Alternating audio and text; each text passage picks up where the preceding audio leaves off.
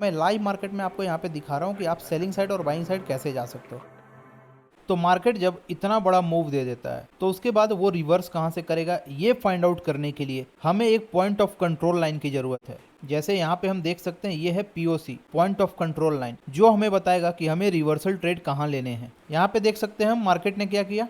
Market आज open हुआ, नीचे गया, उसके बाद ऊपर की ओर बहुत तेजी से गया, फिर मार्केट यहाँ पे कुछ देर तक साइडवेज रहा। यहीं पे क्यों रहा? क्योंकि यही वो लाइन है जहां से मार्केट रिवर्स हो सकता है। तो ये देखो, यहाँ पर मार्केट ने जैसे ही इसके नीचे कैंडल क्लोज किया, उसके बाद यहाँ से डाउनवर्ड मूवमेंट आ रहा है यहाँ। तो यही बेनिफिट है एक पॉइंट ऑफ कंट्रोल लाइन का, जहां पर बाइंग साइड अगर आप जा रहे हो तो उसके बाद आप सेलिंग साइड की ओर जा सकते हो रिवर्सल ट्रेड लेके। बट उसके साथ और भी बहुत चीजों का ध्यान रखना पड़ता है। जैसे हम इस इंडिकेटर में यहाँ पे देख सकते हैं, ये है पॉइंट ऑफ कंट्रोल लाइन, और साथ में आपको ये ऑर्डर ब्लॉक वॉल्यूम्स भी दिख रहे होंगे, और इसमें शो कर रहे होंगे आपको कुछ परसेंटेज। ये परसेंटेज क्या है, ये पॉइंट ऑफ कंट्रोल लाइन क्या है, और ये ऑर्डर ब्लॉक वॉल्यूम्स क्या है, और इनकी मदद से हम ट्रेड कैसे कर सकते हैं इंट्राडे में, ये मैं आपको आज की इस वीडियो में बताऊंगा। तो चलिए हम जानते हैं कि ये इंडिकेटर कौन सा इंडिकेटर है और इसकी मदद से हम रिवर्सल ट्रेड कैसे ले सकते हैं। ठीक है, तो ये रहा निफ्टी बैंक का फ्यूचर का चार्ट। हम जो यहाँ पे चार्ट यूज करेंगे वो है फ्यूचर का चार्ट। हम यहाँ पर निफ्टी, बैंक निफ्टी या फिर किसी भी इंडेक्स का फ्यूचर का ही चार्ट यूज करेंगे। ठीक है, तो यहाँ पर हम जो टाइम फ्रेम यूज करेंगे वो है 5 मिनट्स। इसके अलावा आपको कोई टाइम फ्रेम यूज नहीं करना है। ठीक है, आप केवल 5 मिनट टाइम फ्रेम यूज कर सकते हो। उसके बाद मैं इंडिकेटर ऐड करूंगा, तो मैं क्या करूंगा, इंडिकेटर सेक्शन में आऊंगा और यहाँ पर इंडिकेटर का नाम जो है वो सर्च करूंगा, जो है WVPP।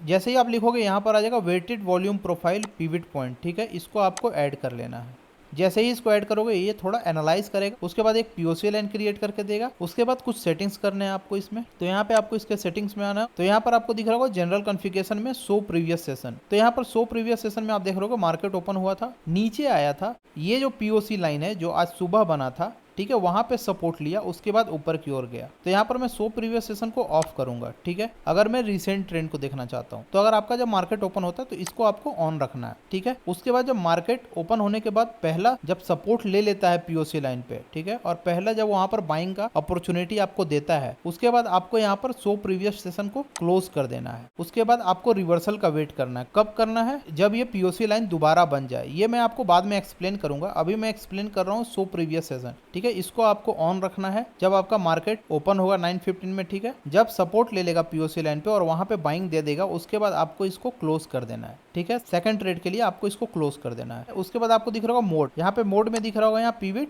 और यहाँ पे ऑर्डर ब्लॉक्स, आपको इसको ऑर्डर ब्लॉक्स ही रहने देना है। ठीक है, एनालाइज बार आप इसको 100 भी कर सकते हो, 200 भी कर सकते हो। मैं इसको 200 ही रहने दूंगा, क्योंकि जितना ज्यादा बार्स को यहाँ पर एनालाइज करेगा उतना ज्यादा मेरे को बेनिफिट मिलेगा। अब ऐसा नहीं कि मैं यहाँ पे 500 कर दूं, उसके वजह से ज्यादा कंफ्यूजन भी होगा, क्योंकि अगर मैं 500 कर देता हूं तो ये अप ट्रेंड और डाउन ट्रेंड दोनों का फिर एनालाइज करने लगा, फिर कंफ्यूज हो जाएगा ये। तो अभी मार्केट अगर अप ट्रेंड में चल रहा है और मैं 200 बार्स को एनालाइज कर रहा हूं, तो केवल मुझे ट्रेंड के हिसाब से ही ट्रेड देगा ये। उसके बाद यहाँ पे देख रहे होंगे आप रो काउंट है 30, इसको 30 रहने देना है। फिर ये इंपॉर्टेंट है आपके लिए वॉल्यूम वेटिंग। तो यहाँ पे आपको रिसेंट दिख रहा होगा, यहाँ नॉर्मल दिख रहा होगा और पास्ट दिख रहा होगा। ठीक है, अब आप अगर इसको नॉर्मल रखते हो तो जो नॉर्मल ट्रेंड है, जैसे अभी यहाँ पर मार्केट आपको यहाँ पे सेलिंग दिया है, ठीक है, तो आपको वहां दिखाएगा। बट अभी अगर आप रिसेंट करते हो तो यहाँ देखो, यहाँ पर आपको पीओसी लाइन दिख रहा है, मतलब यहाँ पर ये सपोर्ट ले सकता है मार्केट। यहाँ पर अगर सपोर्ट लेगा तो मैं यहाँ पर बाइंग ट्रेड कर सकता हूँ और यहाँ पर फिर मुझे ऊपर की ओर का ट्रेड मिल जाएगा। मतलब यहाँ पे देख सकते हो पीओसी लाइन यहाँ पे बना चुका है, मतलब यहाँ पे मार्केट सपोर्ट ले सकता है। ठीक है, चांसेस हैं और यहाँ से रिवर्सल आ सकता है फिर। ठीक है, उसके बाद आपको दिख रहा है स्विंग लाइन 10 है। ठीक है, और उसके बाद इसको आपको ऑन रखना है कि past POC line highlight session, इसको आपको क्या करना है, ये आपका लेफ्ट में रहेगा, तो इसको आपको राइट कर देना है ताकि आपको जो वॉल्यूम्स है वो इधर दिखे।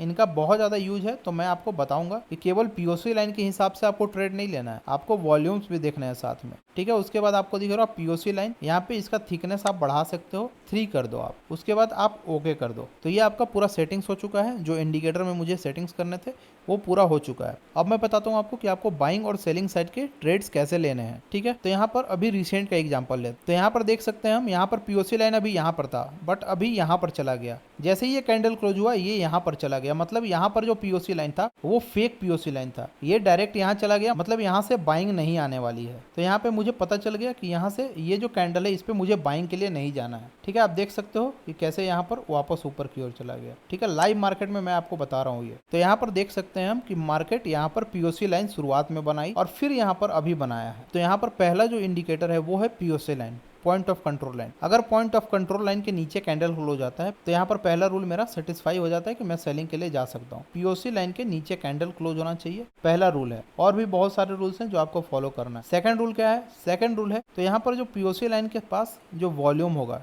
ठीक है, उसके ऊपर का भी वॉल्यूम मुझे देखना है और नीचे का भी वॉल्यूम देखना है। ठीक है, तो यहाँ पर देख सकते हैं ऊपर का जो वॉल्यूम है वो 53%, 52%, 47% ऐसा है। ठीक है, और नीचे का जो वॉल्यूम है वो थोड़ा कम है। मतलब अगर मैं यहाँ पर सेलिंग साइड जाता भी हूँ तो मुझे ज़्यादा पॉइंट्स नहीं मिलने वाले हैं, क्योंकि यहाँ पर वॉल्यूम मेरा बहुत कम है। ऊपर में वॉल्यूम ठीक ठाक है, मतलब सेलिंग अपॉर्चुनिटी मुझे मिलेगी, बट यहाँ पर जो वॉल्यूम है वो बहुत कम है, 30%, 29%, 32%। मतलब यहाँ पर मुझे सेलिंग साइड कम पॉइंट्स मिलेंगे। तो यहाँ पर मैं अगर सेलिंग साइड जाता भी हूँ, ठीक है, तो जैसे ही मेरा पीओसी लाइन यहाँ पर क्रिएट होगा दोबारा, तो मैं वहाँ पर टारगेट बुक कर लूंगा। जैसे यहाँ पर क्रिएट हुआ था अभी आपने देखा होगा, ठीक है, तो मैं वहाँ पर टारगेट बुक कर लूंगा। बट यहाँ पर मैं फिर से बाइंग के लिए नहीं जाऊँगा, क्योंकि पीओसी लाइन यहाँ से शिफ्ट हो गया यहाँ पर, तो मैं यहाँ पर फिर से बाइंग के लिए नहीं जा सकता हूँ। ठीक है, दो रूल्स आप समझ गए होंगे। पहला रूल है कि पीओसी लाइन बनने का आपको वेट करना। पीओसी लाइन जैसे ही क्रिएट होगा और उसके नीचे कैंडल क्लोज होगा तो वहाँ पर आपका पहला रूल फुलफिल हो जाता है। ठीक है, और सेकंड है कि जो वॉल्यूम्स है, यहाँ पर वॉल्यूम्स बाइंग साइड के कंपेरिजन में सेलिंग साइड ज्यादा होने चाहिए अगर आप सेलिंग साइड जा रहे हो तो। ठीक है, दो रूल्स हो गए। और थर्ड जो रूल है वो वॉल्यूम्स के अंदर आप परसेंटेज देख रहे होगे, तो यहाँ पे आपको दिख रहा होगा 56%, 44%।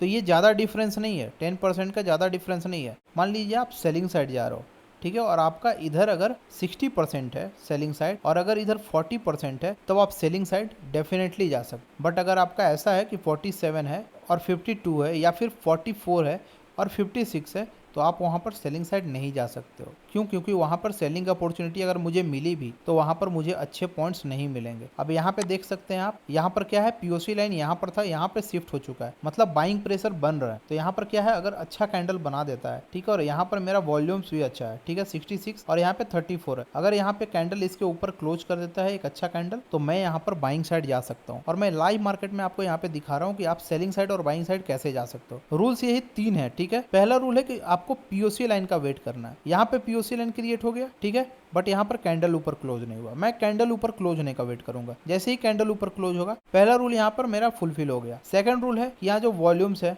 वो मेरे बाइंग साइड के ज्यादा होने चाहिए सेलिंग साइड से।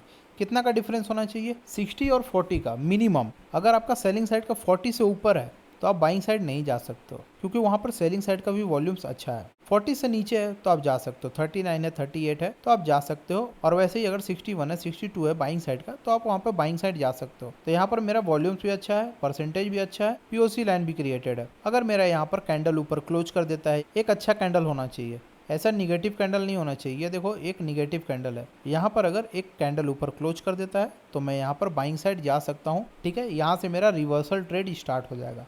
तो ये तीन रूल्स हैं जो आपको याद रखने हैं हमेशा, और इन्हीं तीन रूल्स के हिसाब से आपको बाय और सेल करना है। तो आपको जो टाइम फ्रेम यूज करना है वो है केवल 5 मिनट, उसके अलावा कोई नहीं। 3 मिनट्स, 1 मिनट, 15 मिनट्स कोई नहीं। और यहाँ पर इंडेक्स फ्यूचर आपको यूज करना है, इंडेक्स आपको यूज नहीं करना है। यहाँ पर देख सकते हैं कि वॉल्यूम थोड़ा इंक्रीज भी हो रहा है। ठीक है, 41% हो चुका है, यहाँ पे पहले कम था, यहाँ 44%। ठीक है, तो आप समझ गए हो कि आपको ट्रेड कैसे करना है। तो आई होप आपको ये वीडियो अच्छा लगा होगा। इस वीडियो को लाइक करो, शेयर करो और सब्सक्राइब करो हमारे चैनल को। Thank you so much guys.